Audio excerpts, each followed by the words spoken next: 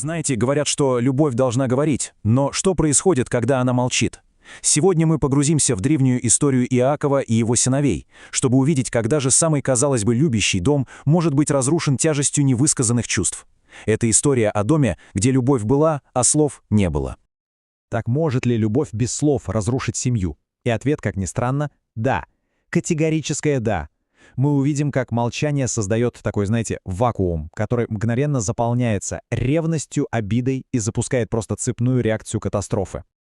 Итак, давайте к корню проблемы. У нас есть отец, Иаков, который просто безмерно любил одного из своих сыновей, Иосифа, но он никогда не объяснил остальным детям, почему. И вот в этом молчании, в этой недосказанности и крылась будущая трагедия. Представьте себе эту картину. Любовь есть, она очевидна. Но слов, которые бы ее объяснили, нет.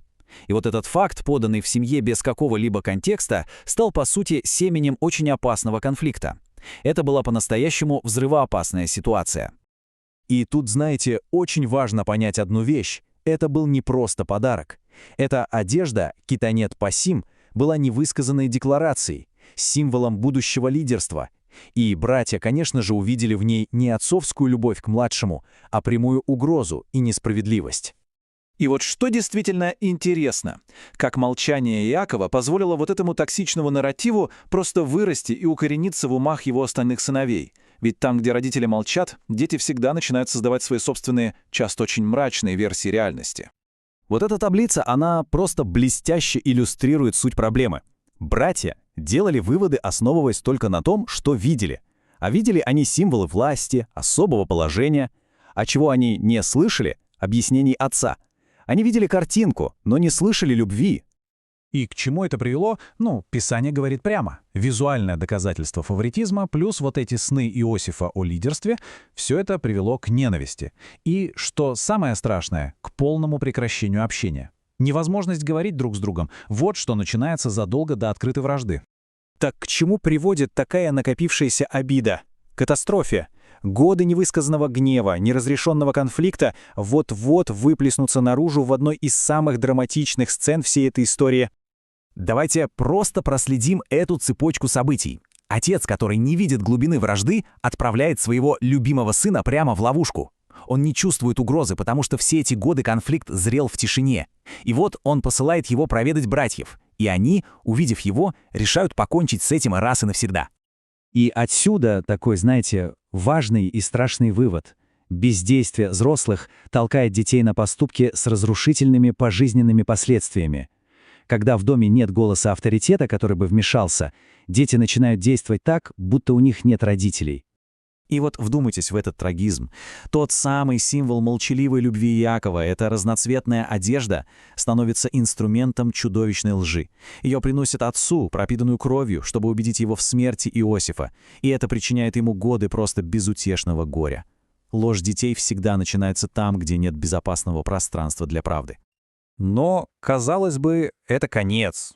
Трагедия, разрушенная семья. Однако, как ни странно, нет. История на этом не заканчивается. Наоборот, источник показывает нам, что этот момент предательства был не концом, а началом чего-то гораздо большего. Началом плана, срежиссированного свыше. То есть с этой точки зрения полное отвержение семьей — это первый необходимый шаг к истинному предназначению Иосифа. Яма становится такой точкой пересборки, где отпадает все лишнее, все наносное и рождается настоящая закаленная вера. И посмотрите на этот путь. Это же просто невероятная трансформация. Яма, рабство, тюрьма. Каждый этап страданий был, по сути, предпосылкой для следующего. И все это в конечном итоге вело к спасению тех самых людей, которые его предали. Всевышний работает не в моменте, он работает в линии времени. И вот в этом, пожалуй, есть ключевая мысль. Трудности закалили характер Иосифа. Они превратили его юношеские, может быть, даже эгоистичные мечты в зрелую миссию служения. Тьма, в которую его бросили, не смогла изменить его сердце, наоборот, она его очистила. Хорошо, история сильная. Но какие практические уроки мы можем извлечь для себя сегодня? Источник выделяет 5 ключевых принципов для любой семьи, и все они основаны на ошибках, которые были допущены в доме Иакова. Во-первых, объясняйте свою любовь. Чувства надо озвучивать. Во-вторых, вмешивайтесь в конфликты, не давайте обидам гноиться. В-третьих, говорите о дарах и призвании каждого. Четвертое. Создавайте безопасное пространство для правды, ведь ложь растет там, где правду боятся говорить. И, наконец, пятое. Будьте голосом. Молчание родителя – это отказ от лидерства. Потому что в конечном счете есть простая истина. Профилактика всегда лучше лечения. Открытое общение, честные разговоры – все это может предотвратить необходимость болезненного и долгого примирения в будущем. И лучше всего об этом сказал сам Иосиф уже в финале истории, когда встретился с братьями. Он не обвинял их, а сказал: «Бог послал меня перед вами, чтобы сохранить вашу жизнь». Он увидел во всей этой боли высший замысел. Всевышний никогда не тратит боль впустую. И вот история Иосифа оставляет нас с таким вопросом. Может ли то, что другие пытаются уничтожить в нашей жизни, стать тем самым материалом для нашего подъема? Его история говорит «да». Когда человек остается верным, даже яма, даже предательство может стать дверью в его настоящее призвание.